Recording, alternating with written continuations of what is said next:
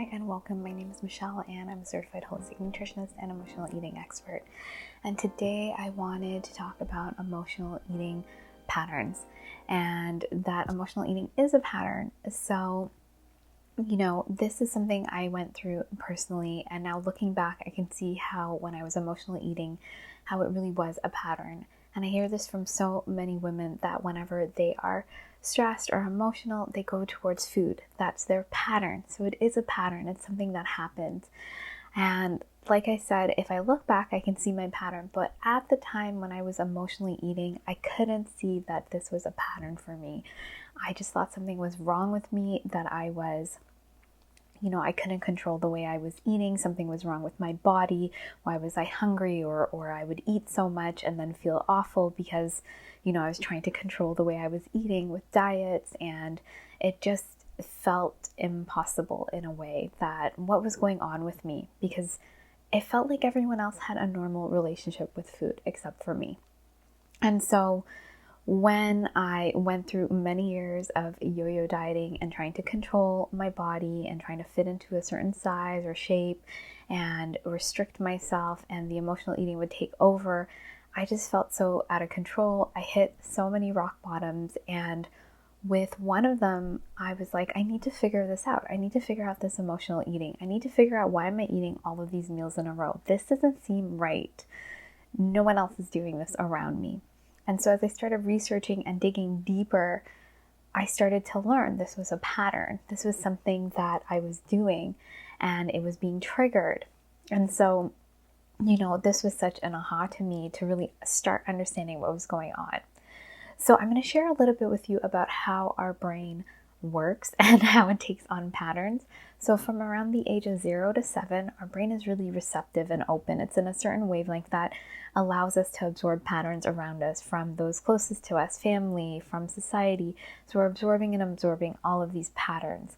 And these patterns become the foundation to our life. So if your family ate well and dealt with their emotions and had lovely relationships, you would have picked up all of those patterns from them. But most of the time, our families don't have that. I think it's about 90 to 95% of families are mostly dysfunctional. And so, it's not your fault that you picked up this pattern. It was all around you. But if you're here watching this, you're aware of it now. But anyways, this is a pattern that is absorbed. And then from after 7, this becomes very automatic in your system. So if we look at our whole mind or our consciousness, 95% is subconscious and 5% is conscious. And when I say conscious, I mean I decide to pick up a pen or to walk there. I'm consciously deciding that. Subconscious is my heart is beating, I'm breathing in. I get triggered, I emotionally eat. If it's almost like when you're learning to drive a car, you're really aware of it. And then as you do the pattern over and over again, it goes into your subconscious. So sometimes you're driving and you don't even know how you got from point A to point B.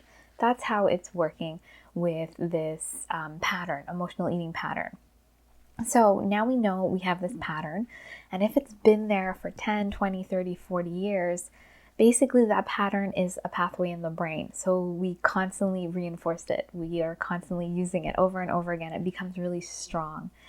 And so if we realize over years of using this pattern, because emotional eating, we developed it because it helped us cope with our emotions, I know it helped me with not being, I didn't know how to feel my uncomfortable emotions. I grew up thinking anger was bad, that I was too sensitive, and I kind of just didn't know what to do with my emotions. I wasn't taught how to be with them or process them.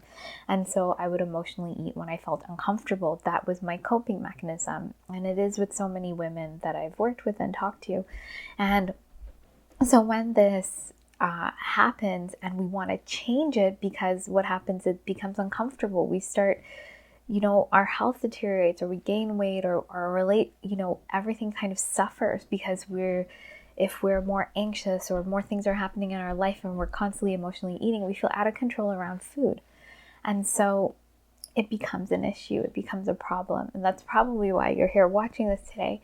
And so when this happens, we want to change it. So you've probably maybe had this pattern for a long time, because some women have been dieting since they've been teenagers, and I struggled with this when I was a teenager, and I was constantly trying to fit my body into a certain shape or size.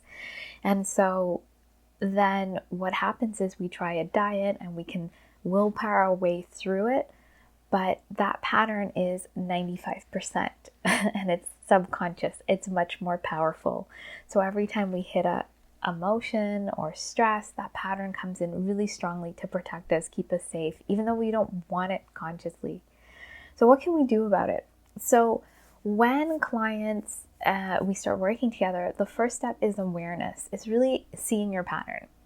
So yes, you know you're an emotional eater, but do you know more details about it? When does it happen? Is it every day, same time of day, when you're around certain people, when you go to certain events? And so you want to write down all of that information to start seeing more and more about the pattern, to become more aware, so that your conscious mind is really aware of when you're going to do that pattern. And then you want to then actually go in and resolve the pattern. So you want to go in and feel and process, get to the root of the pattern. You want to get to the root and core of it and process through whatever unresolved emotions were there, whatever you're using. And when you process through the emotion, you get clear. Your mind literally becomes clearer, because your whole body is not holding on to the emotion anymore. It relaxes, and you have a bigger perspective. And then from there, consciously, you can add in that new behavior you want, that new pattern you want. And when this is all happening, it's more on a subconscious level, so that the pattern can take and then you keep repeating it. Because like I said, if it's been 10, 20, 30, 40 years of that pattern over and over again, when you just try something 1, 2, 3 times without resolving it, it doesn't take, it's not as strong. So when we do it in this way, in a deeper meditation, it's more subconscious, it's stronger, this new pattern. But we also need the action. We need to keep doing it. We need to keep doing the habit, because that old way of doing it is still there and it's pretty strong. So we need to keep doing it. We need accountability. We need support. We need someone there to help us when we fall off, so that we don't just spiral out of control with it. And so that is really key, the support and accountability, and not blaming and punishing yourself when you do fall off of that pattern. So this is something that you can do for yourself. It's a bit harder with the accountability part, and especially if you're not aware of your patterns, it is what you're trying to do every time you get on a new diet. And so a way to really move through it and it to be sustainable is to have someone support you, is to have that accountability to help you get through the bigger part of the resistance, because that pattern is really strong and it's going to come in really strongly. And there might be many layers. It might not just be one incident. It's layers upon layers that you have to move through. So that is how the pattern, we can create a new one. And then, it sounds a bit daunting, and it doesn't have to be, but you just have to make sure you're setting yourself up for success. And because whenever we try something and we fail, we tend to go in a spiral, and then, we feel we want to give up on it.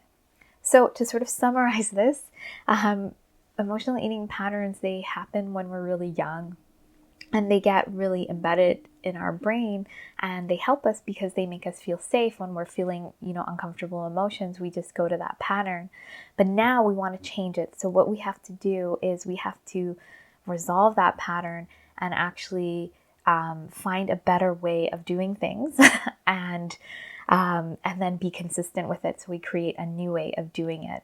And it takes time, and support and accountability is really helpful with that.